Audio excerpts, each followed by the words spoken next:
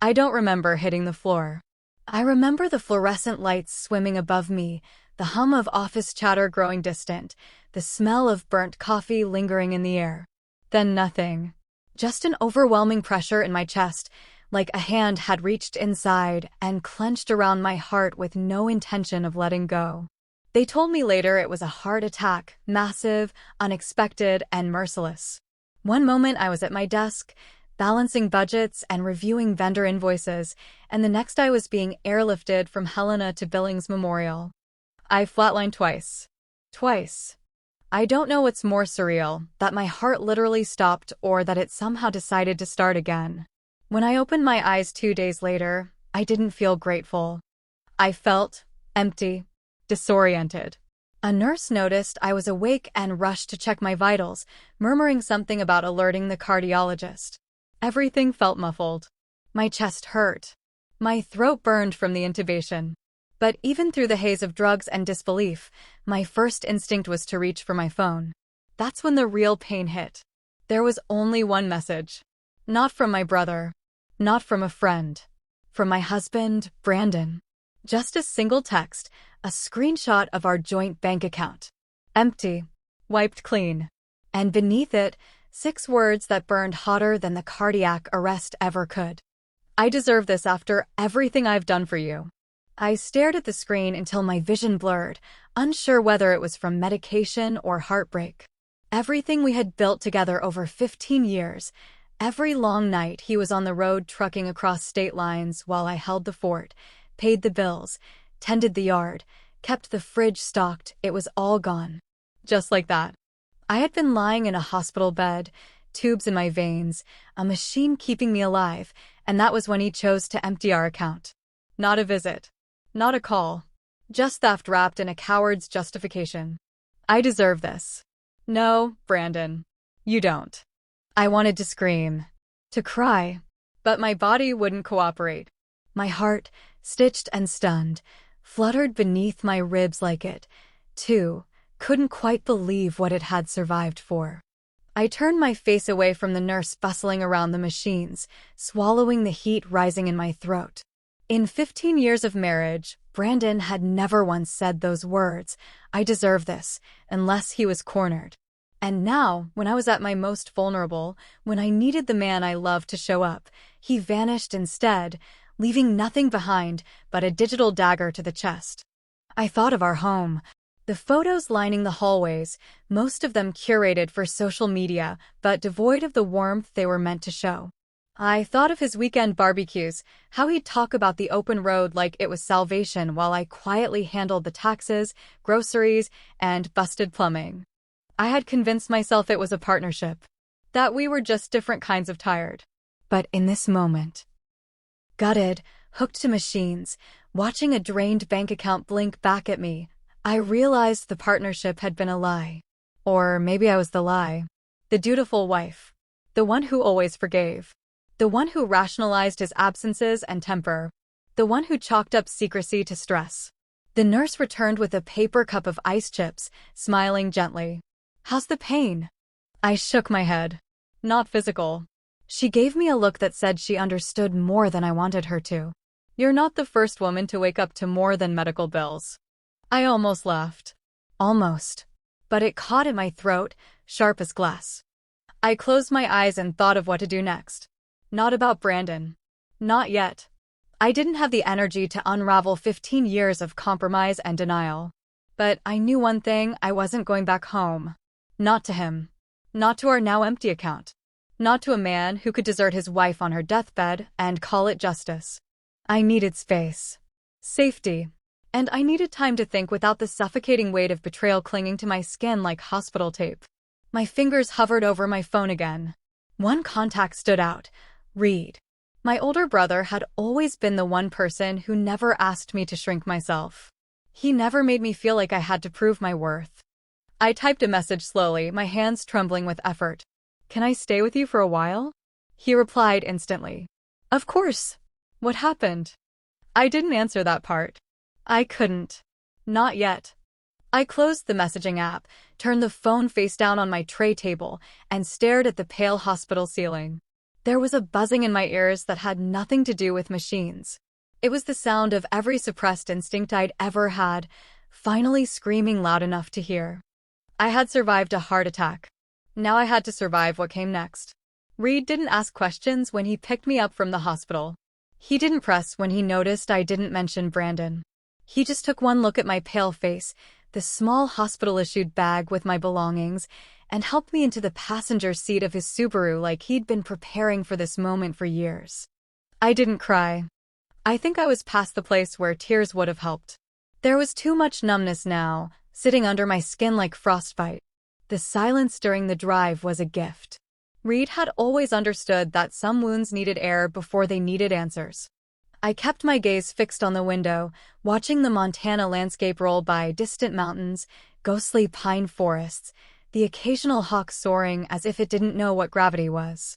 That freedom looked almost cruel to me now. "Your room's ready," Reed said as we turned off the highway toward his house, nestled in a quiet corner of Missoula. "You can stay as long as you want. No questions, no pressure."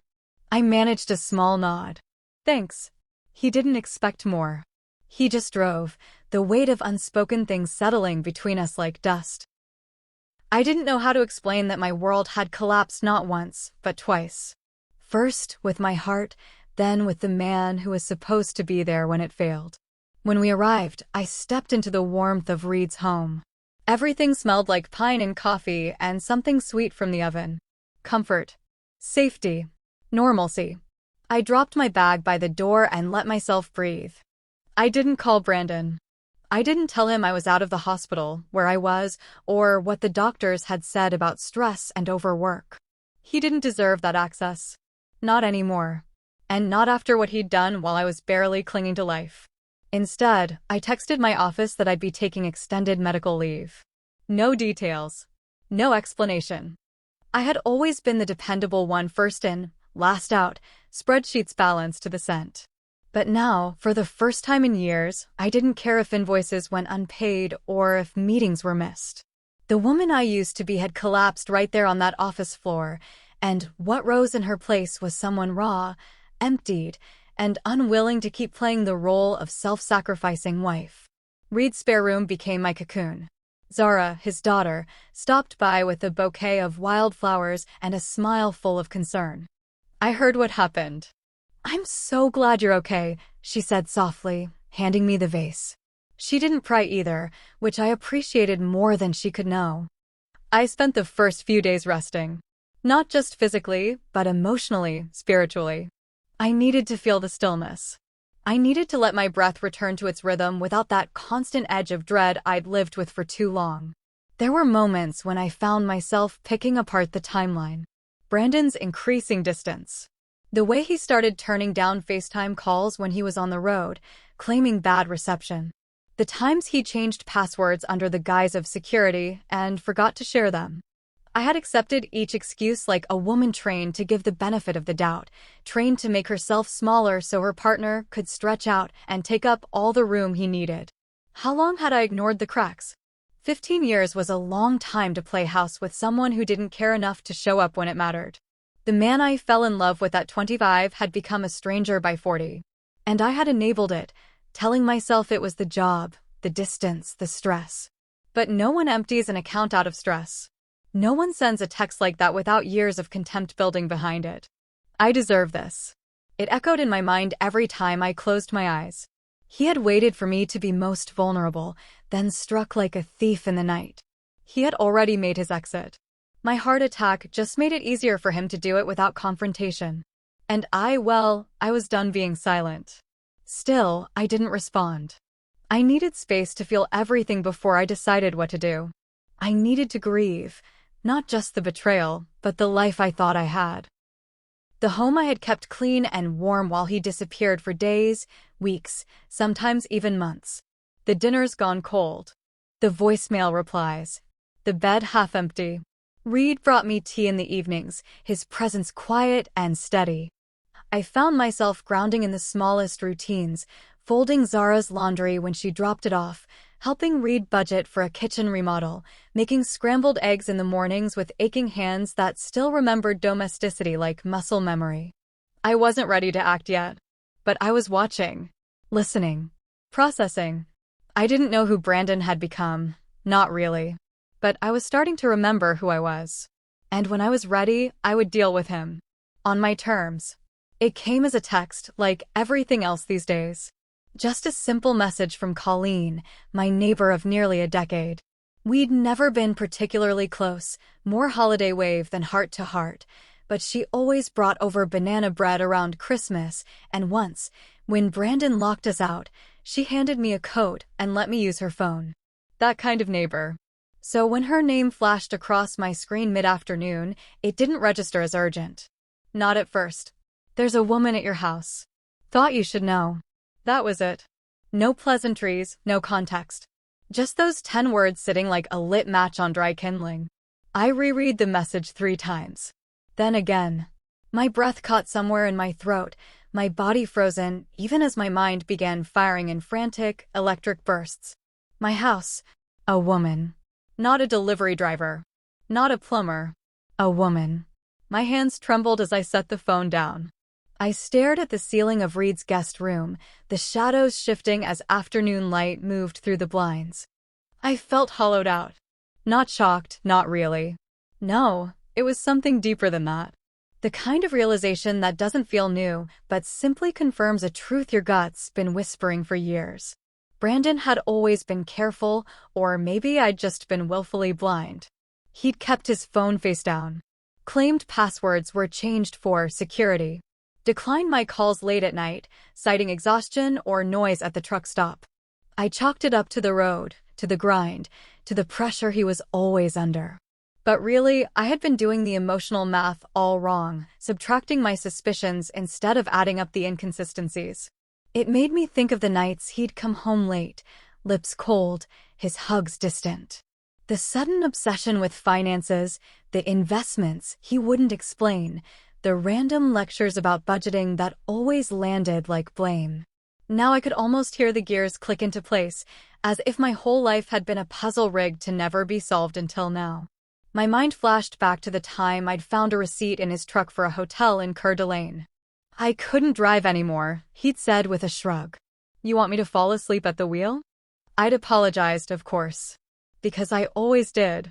I opened my phone again and stared at Colleen's message. No photo. No description. But the damage was done. I typed back quickly. Did you see her leave? She responded within seconds. Not yet. She's been there at least an hour. Black SUV. Thought you were out of town? My heart thudded. I am, I replied. Don't say anything. Please. I didn't know who the woman was. But I knew what she was. She was the truth I'd been refusing to look square in the eye. She was the missing piece to the Brandon-shaped absence that had grown in our house over the past few years. She was the reason for the password changes, the money disappearing, the way he looked at me like I was a burden he couldn't quite shake. And still, he hadn't told me. He'd stolen from me, abandoned me during a heart attack, and now, apparently, moved someone into our house without so much as a conversation. I felt like I was watching my own life through a thick pane of glass, alive, but unreachable. Angry, but too stunned to move. When Reed got home, I didn't mention it. I couldn't. The words felt too sharp, too exposed, and too unfinished. I needed facts before I opened my wounds to anyone else. That night, I lay in bed replaying every red flag. The missed calls, the quick-shut laptop, the months of him refusing to talk about anything real. I used to think his distance was a symptom of exhaustion. Now I realized it was a symptom of detachment. Brandon hadn't just fallen out of love. He had been carving out an exit strategy, slow and quiet, while I ran the home and kept believing we were on the same side. I finally did what I had resisted for years. I went through my email, my shared bank logins, anything he might have left breadcrumbs in. Most passwords had been changed. But one folder remained open on our old tax filing software. Inside, I found transaction histories that didn't align. Small withdrawals just under the radar. Disguised as truck maintenance, gas, hotels. Every few weeks. Every trip. And then I saw her name. Tracy Holt. The same name attached to 3 receipts, all from roadside inns. She wasn't new. She wasn't a fling. She was part of a pattern. She had been there, likely for a long time. And I had been financing it, clueless and trusting. That was the moment I stopped feeling shocked. I stopped trying to protect the illusion of the marriage I thought I had. I was done being quiet. I didn't know who Tracy Holt was yet, but I would. And Brandon, he wasn't going to get away with this. Not with my money. Not with my house. And sure as hell not with my silence. The polished glass doors of Iron Plains Credit Union reflected a version of me I barely recognized. Pale, drawn, thinner than I remembered being. But beneath the fatigue and lingering bruises from 4 lines, something stronger stirred. Purpose. I wasn't just there to report fraud, I was there to reclaim control. For the first time in weeks, I had a plan. The lobby was quiet, filled with the soft murmur of keyboards and the occasional tap of heels on tile. A woman at the front desk looked up, offering a pleasant smile. "How can I help you?" "I need to report unauthorized activity on a joint account," I said, steady but tired. She nodded. "Do you have an appointment?" "No, but I was medically incapacitated when the withdrawal happened. I need to speak with someone today." That word, incapacitated, it hit different now. I'd survived a heart attack, been cut open and shocked back to life. And while my body was still healing, my mind was sharper than it had been in years.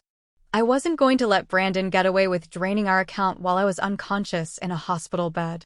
A few minutes later, I was seated across from a middle-aged manager named Garrett, who wore wire-rimmed glasses and an expression that said he'd seen a lot, but probably not this. I slid my phone across the desk, showing him Brandon's text and the screenshot of the account balance, $0. "I was hospitalized 2 days before this was sent," I said. "He cleared the account while I was unconscious." Garrett studied the screen, then looked up at me. "Do you have documentation of your hospitalization?" "I do." I handed over a copy of my discharge summary, signed by my attending physician. "Brandon Morgan is my husband. We've shared this account for 15 years. But this wasn't a withdrawal. It was theft." He nodded slowly, tapping his pen. "I'll escalate this to our fraud team. Given the medical documentation and your statement, we may be able to freeze any subsequent activity. It depends on where the funds were moved." "Do whatever you can," I said. "He's planning something. And I won't sit back while he dismantles what we built." The words came easily now, because they were no longer wrapped in hesitation or doubt. I wasn't protecting him anymore. After the meeting, I walked out into the cold morning air and immediately dialed Reed. He answered on the second ring. "You okay?" he asked. "I need your help," I said. "Do you still know that attorney you mentioned? Callum Hayes?" "Yeah." "He's solid." "What's going on?" "I'm ready to fight back." By that evening, I was sitting in a modest office downtown with framed diplomas lining the walls and Callum himself, tall, serious, sharply dressed, flipping through my notes and medical documents. He listened quietly as I laid everything out: the hospital stay, the emptied account, the neighbor's tip, the name I'd found on receipts. Tracy Holt. When I finished, he leaned back, hands folded. "This isn't just abandonment. This could qualify as financial exploitation, especially given your medical state when he acted. Can we prove it?" "I think we can," he said. "First step, we'll document everything. File a formal complaint, alert the courts, and get ahead of whatever move he's planning. If he drained the joint account, there's a good chance he's setting up a divorce case or worse, trying to shift assets before you can respond." I nodded. "Then let's make the first official move." Callum gave a tight, encouraging smile. "I'll start with a cease and desist on any financial activity. Then we request a court order for asset preservation." Callum gave a tight, encouraging smile. "I'll start with a cease and desist on any financial activity. Then we request a court order for asset preservation." It wasn't just about the money. It was about what that money represented: years of compromise, partnership, and trust one had invested while he was planning an exit. I was no longer interested in preserving the image of a marriage that had already been hollowed out from the inside. Brandon had made his move. Now I was making mine. It was Zara who found the first real crack in Brandon's carefully controlled illusion. She came over one evening with her laptop tucked under her arm and determination written all over her face. There was something steel-edged in her usually easy expression, like she'd crossed some invisible line between law student and full-blown investigator. She had that Morgan focus: when we lock onto something, we don't let go. "I've been going through the records," she said, settling next to me at Reed's kitchen table. "Not just yours, Brandon's too." I blinked. "How did you get access?" She smirked. "I'm interning at Western Gate Bank, remember? He has a personal account there under his name only." I wasn't supposed to see it, but I noticed something off. I leaned in, heart thrumming. "It was opened a year and a half ago. 18 months. Just after your anniversary. Regular deposits, small amounts under the federal reporting threshold. Always in the 9,000s. Always around the time his truck route took him out of town." I felt my stomach sink. So he's been hiding money. Not just hiding.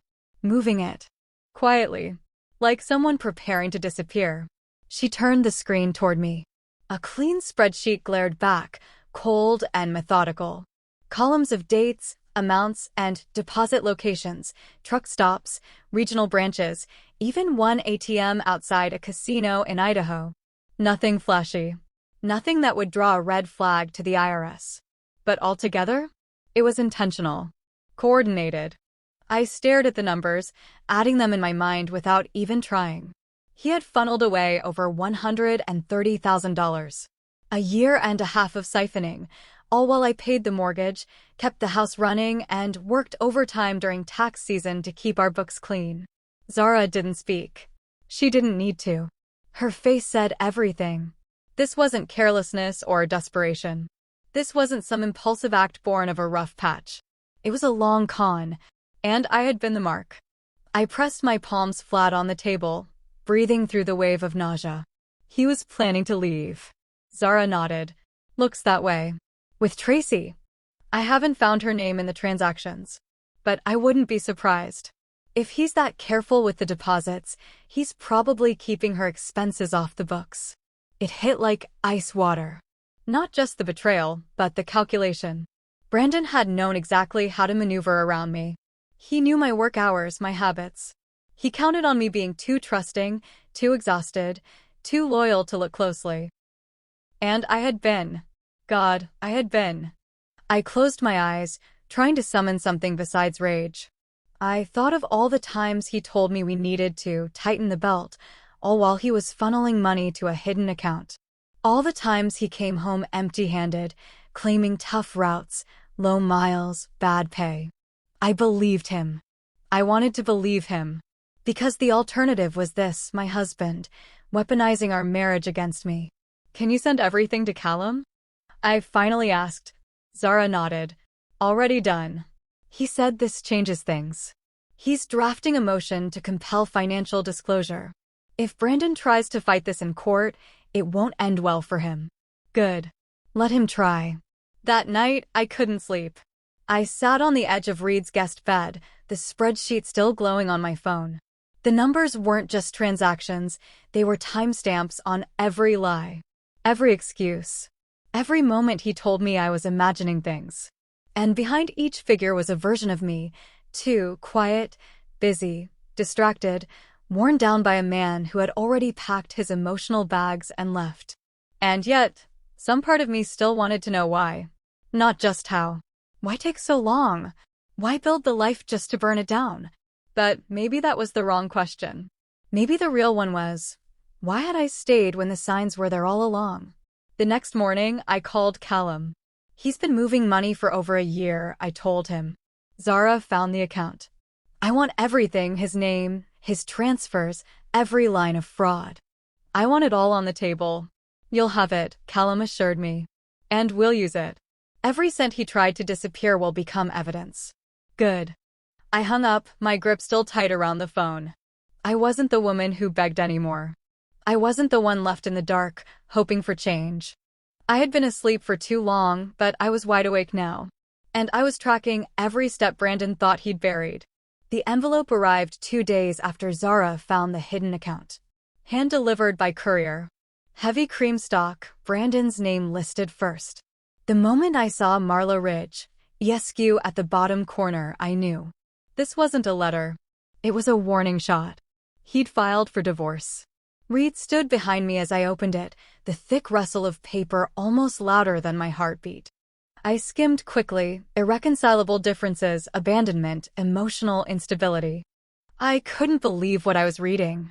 Brandon, the man who left me unconscious in a hospital bed and emptied our account, was now painting me as the one who ran.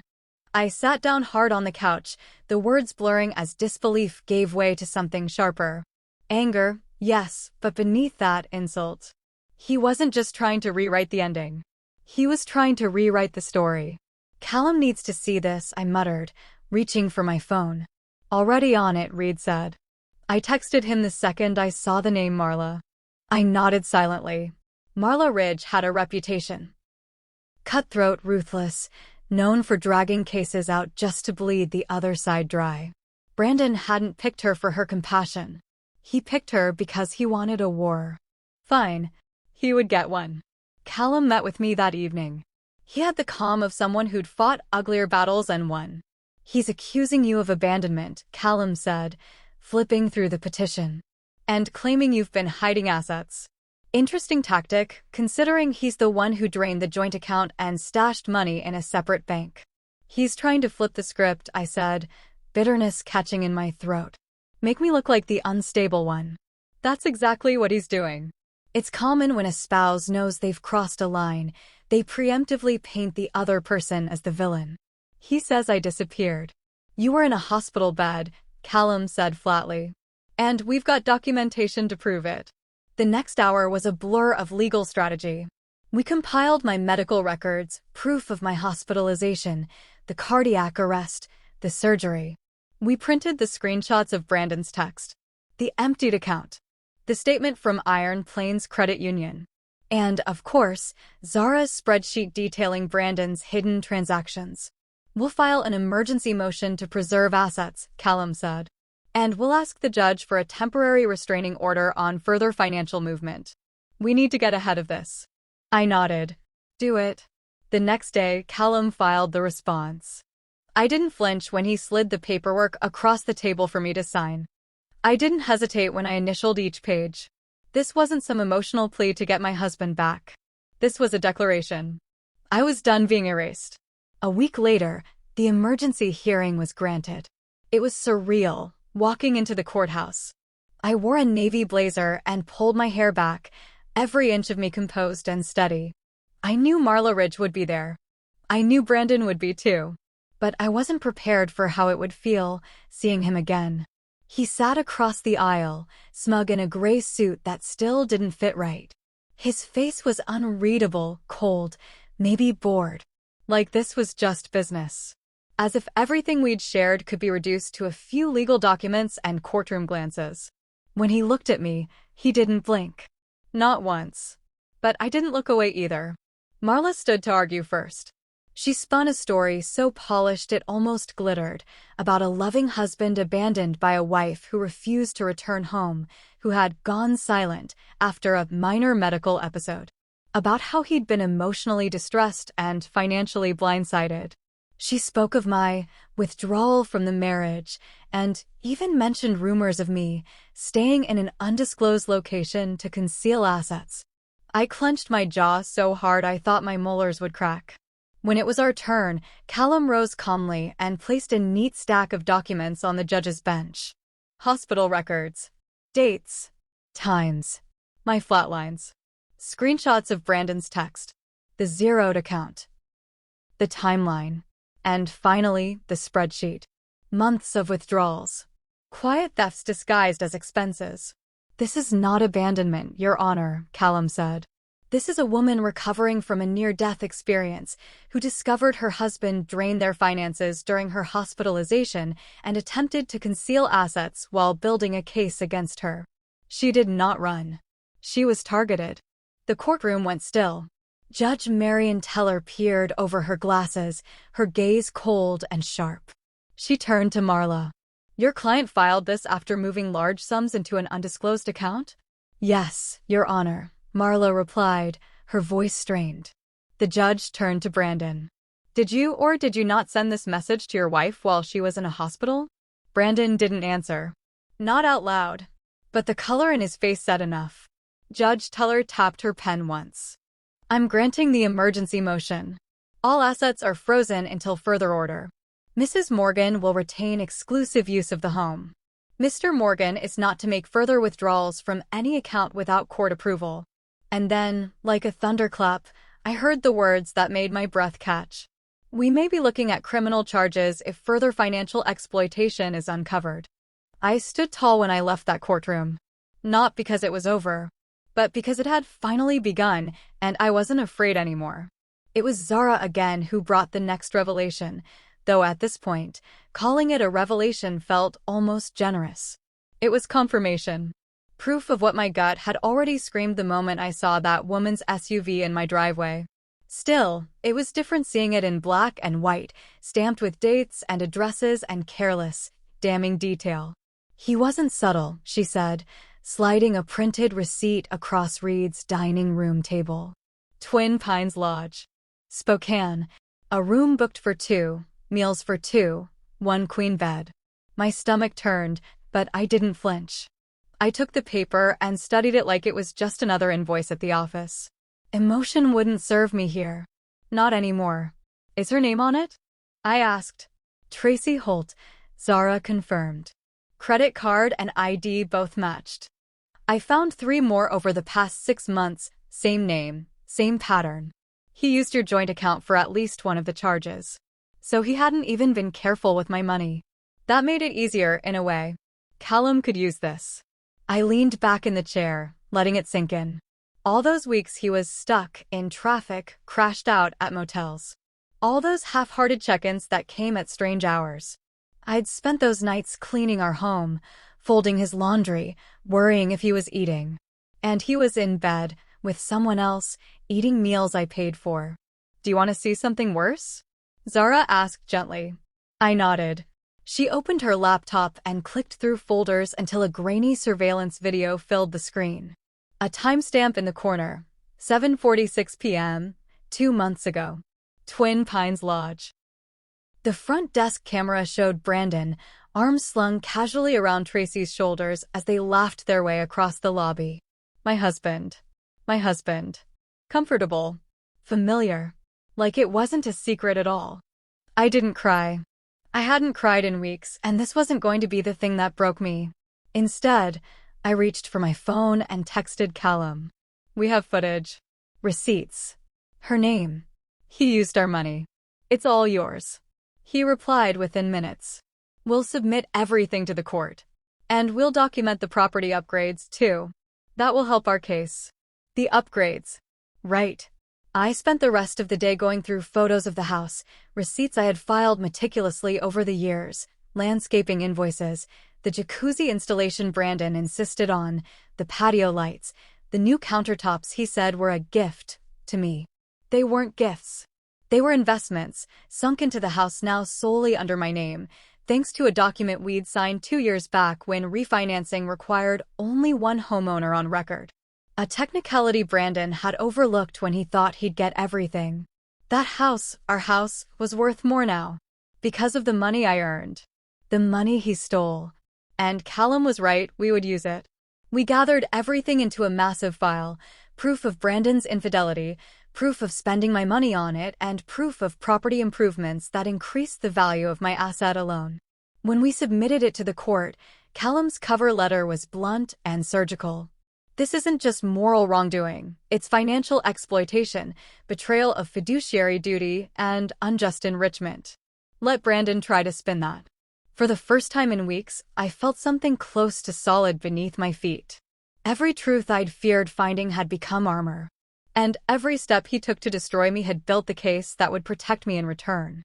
I wasn't just fighting back now. I was dismantling his defense before he even opened his mouth.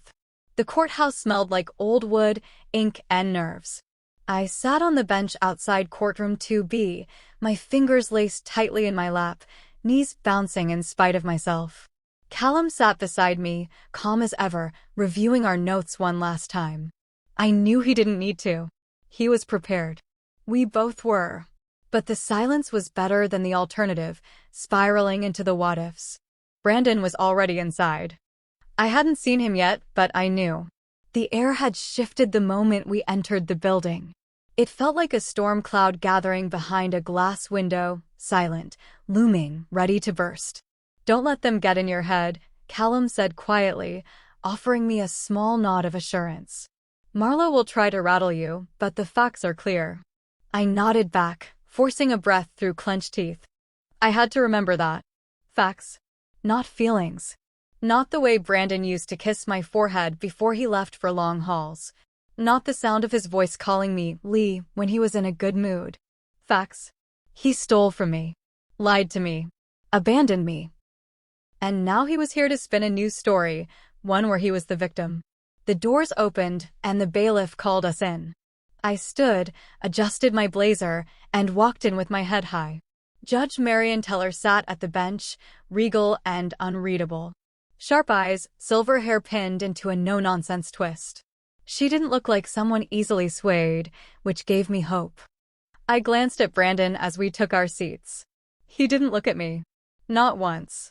His jaw was clenched, his shoulders stiff, his tie just slightly askew. Tracy wasn't there. Of course she wasn't. This wasn't her war, it was mine. Marla Ridge stood first. She was every bit the legend I'd heard, precise, cool, persuasive. She painted Brandon as a man unraveling under emotional strain. A husband who tried, who worked hard, who came home to a wife who had checked out. She described my decision to stay silent after my hospitalization as strategic withdrawal. She implied that I had been hiding funds, sowing distrust, and even hinted that I might have faked my medical vulnerability to gain sympathy. I wanted to laugh. I really did. But I stayed silent, eyes fixed ahead, letting her talk herself into a corner paved with her client's lies. When she finished, Callum stood.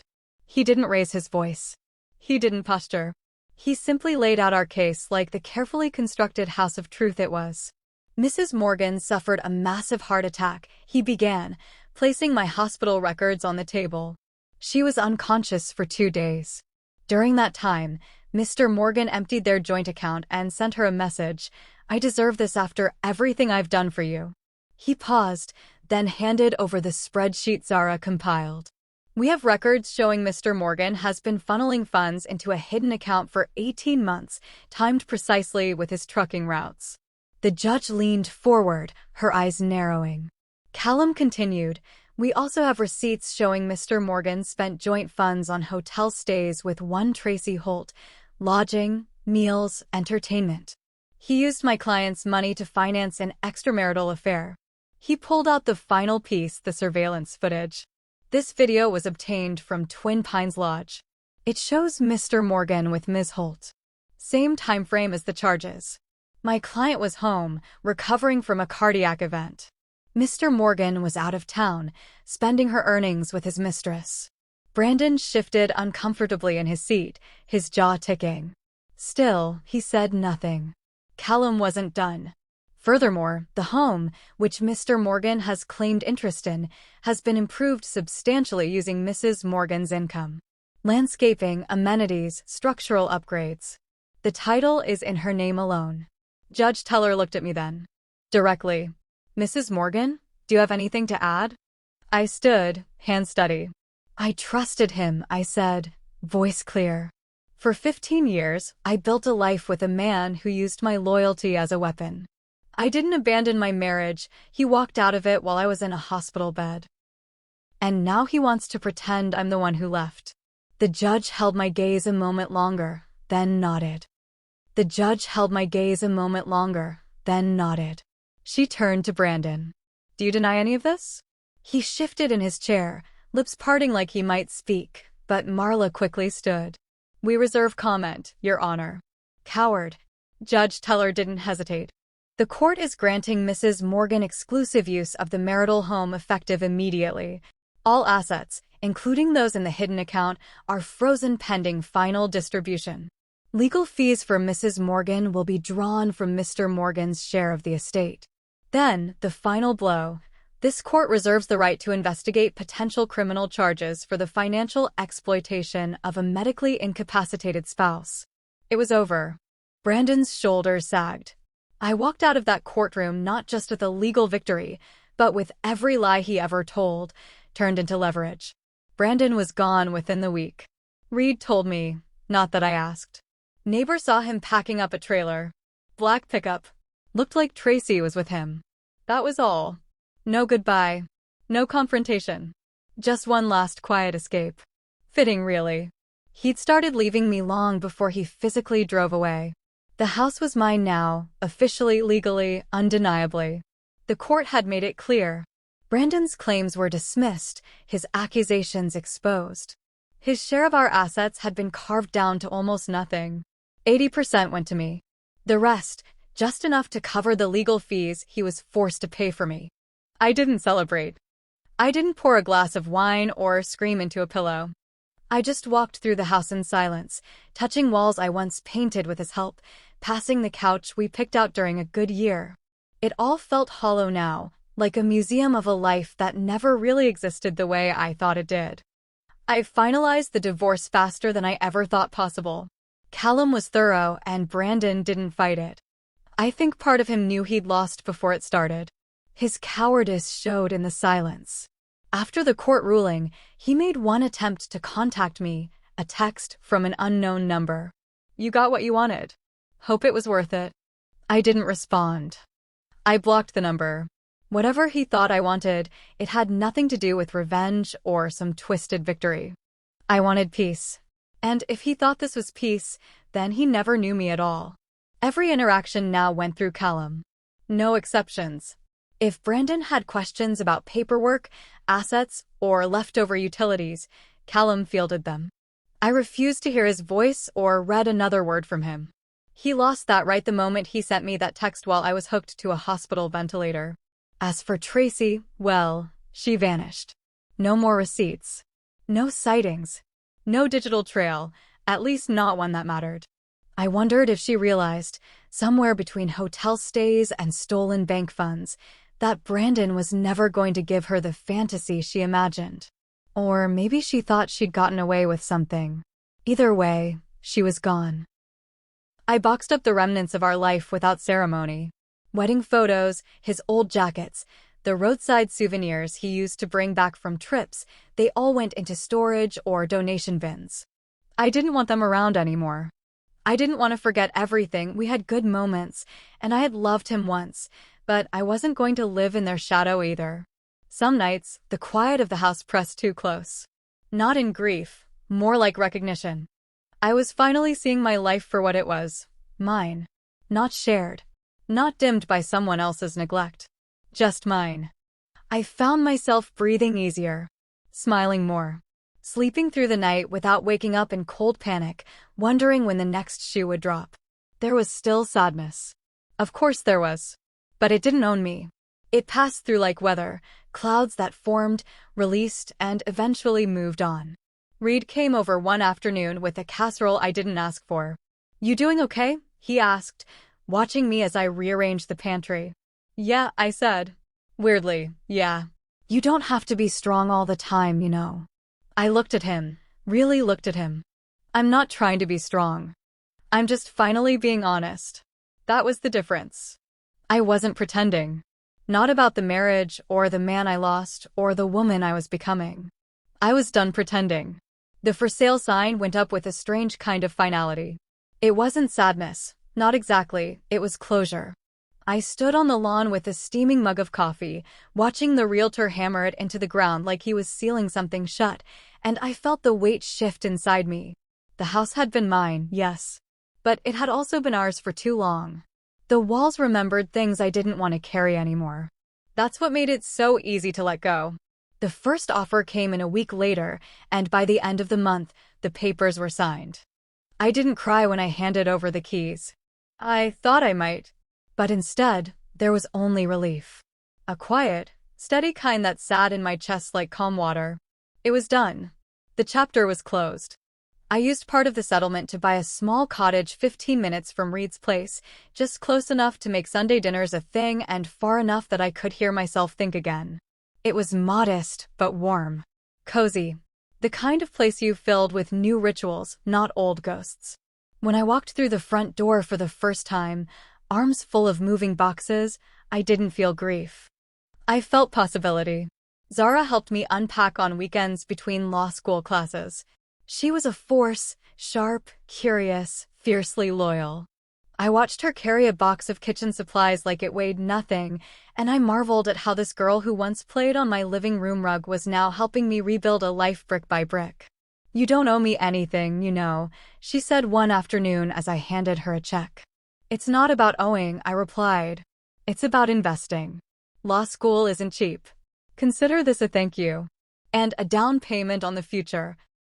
She blinked at the check, then hugged me so hard I almost dropped the box of mugs I was holding.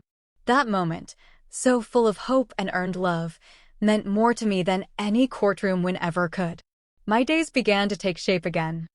I slept through the night, woke up without dread coiled in my stomach, and drank coffee on the front porch while birds chattered in the pine trees.